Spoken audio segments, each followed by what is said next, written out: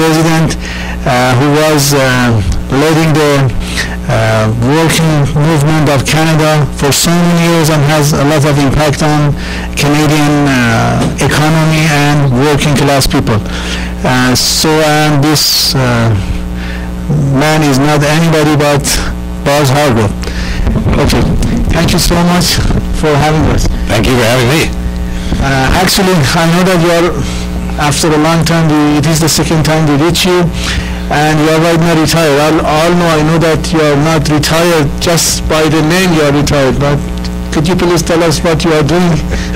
Well, retired is probably the wrong word. I've just moved away from the leadership of the union, turned it over to a younger guy by the name of Ken Lawenza, who's going to be a very exciting, dynamic, energetic young leader. And I'm continuing the work that I have done all my life on behalf of working people. I got a television show on Business News Network, a kind of left labor perspective on a lot of issues. I'm writing a book. I'm working with the National Hockey League Players Association in an advisory capacity. Just doing a lot of public speaking to university students and trying to get people excited about our movement and about the issues that are important to working class people.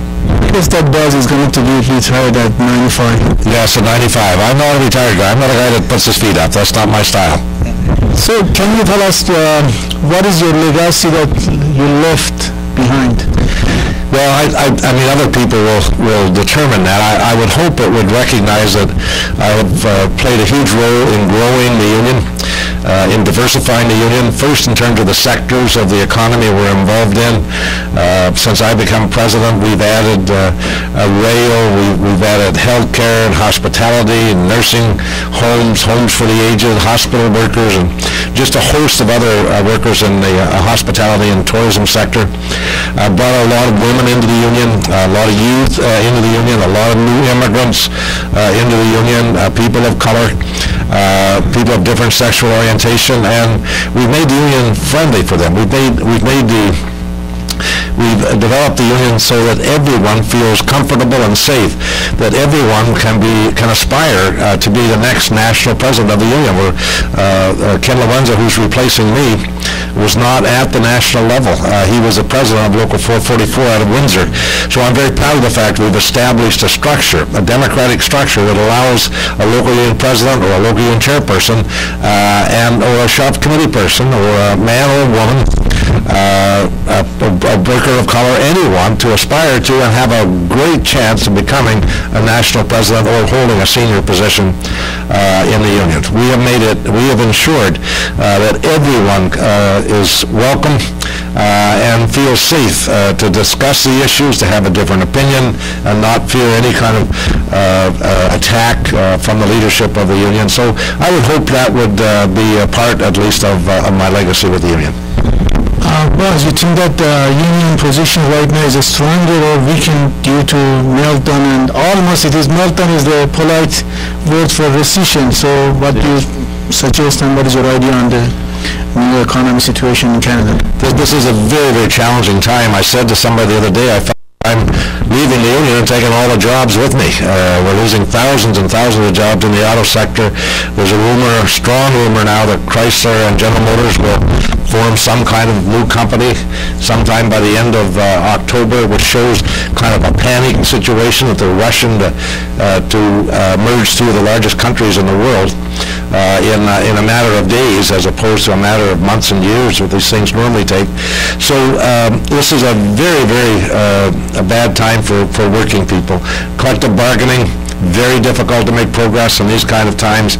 The social benefits are going to be under attack by right-wing governments. We just went through an election where Stephen Harper got another minority, a stronger minority, and people feel a bit comfortable with that. But the reality is he can govern like he's got a majority because no one's going to force an election. No one wants an election. The Liberals have to have a leadership race.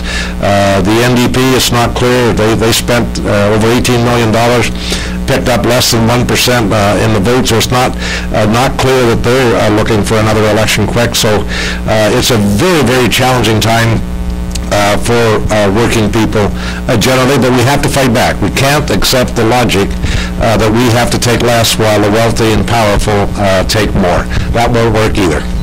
But as you said, those areas that there are so many, that the auto plant, they are closed, but none of the left-wing or NDP guys elected. So, and at the same time, Ken said that strategic voting. So, what is the point of giving a strategic vote when nobody comes out of that? Well, I think something did come out of it. I think strategic voting meant that we held Mr. Harper to a minority government. And that gives the power to the Bloc Québécois, the Liberals and the NDP together. The challenge now is, can we bring these three parties of the left or center left together to form a coalition to ensure that Mr. Harper will not bring in cuts to social benefits, cuts to the provinces, and force people who can't afford it to take less. So we have the opportunity. We come out of the election in relatively good shape, considering that going into the election, all of the pundits, all the polls showed that Mr. Harper was going to have a majority government and can do whatever he wanted. So I would say one more time, strategic voting did work. And given the political climate in Canada today, given the political structure in Canada today, where the Bloc pretty well locks up the Quebec seats and the Tories pretty well lock up the Alberta seats, that you can't just say, well, we're going to vote for one party and think you're going to make progress, because the political makeup would show you that's a vote in many cases following that train of thought would be like voting for Harper if you voted for the NDP in some ridings, or the Green, or even the Liberals in some ridings, but you would essentially be voting for Harper's policies by ensuring that the Tory got elected by splitting the votes. So I think strategic voting worked well, and given where we started, I think we come out of the election as good as could be expected. But in Oshawa, Michael Shield lost, and Conservative on Oshawa, and the other one, Jim Flaherty, they both won it from there. So what is your idea of that? Well, I'm very concerned about that. I really thought that Mike Shields would beat Colin Carey in Oshawa. The Tories have done nothing for the auto sector. Jim Flaherty, who's in that same general region, Durham region, actually said that he wouldn't invest and encouraged the corporations not to invest in Ontario. Yet he gets re-elected. Colin Carey gets re-elected. So it bothers me that somehow people don't see through this agenda of the Tories. Do I have the answer to that today? No. All I know is we put on an enormous campaign. We've had a lot of people, I'm told by the people who worked in Mike Shields' campaign every day, that there were more people working in this campaign on behalf of Mike Shields than there ever were going back to the days of Ed Broadbent. So we had people excited. Mike had people excited. Unfortunately, the overwhelming majority in that riding either voted for the Tory, who got elected, or for the Liberal, which created the split that allowed Colin Carey to get re-elected. I don't know. For the life of me, I don't understand why people elected him, but they did.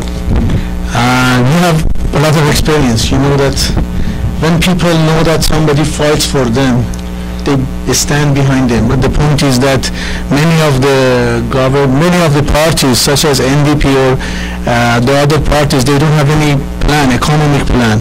And people, when the leaders, they don't know how to do. I guess that people prefer to go with the person in power rather than to choose somebody who doesn't make their mind. Yes, I would endorse that. I was very, very concerned that the debate in Oshawa, for example, should have been about how we allow the imports to come in and undermine our industry in Canada, coming in from countries that don't allow our products to be sold in their markets. And that should have been, if I was running in that riding, that would have been the prominent issue. Why is Colin Carey, why is Jim Flaherty not dealt with this problem when thousands of workers are being thrown out of their jobs at General Motors, thousands more workers in the automotive parts industry in Durham?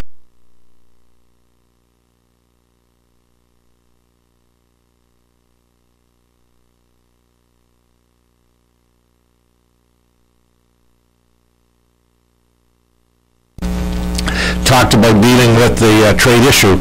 So that may have been part of the frustration that led to the re-election of Colin Carey and Jim Flaherty in Durham region.